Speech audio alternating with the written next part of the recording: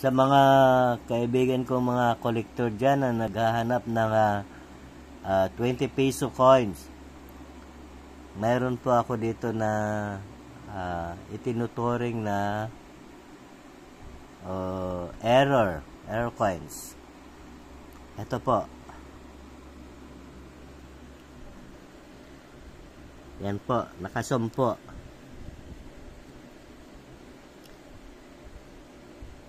Lampas po yung liig.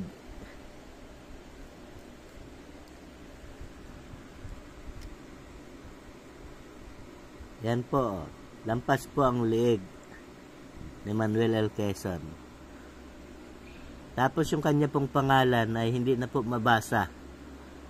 Yan. Tapos yung pagkakabilog po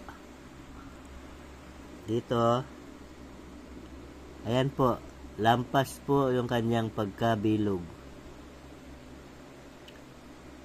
Ayan po, lampas po. At lumampas po yung kanyang leeg. At ito po yung ating comparison na isa. Ayan po, wala pong lampas sa pagkakabilog. At nababasa po yung pangalan.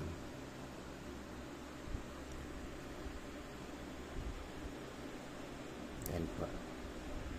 Mantalang dito po sa isa nating error coins ay yan po. Lampas po ang leg.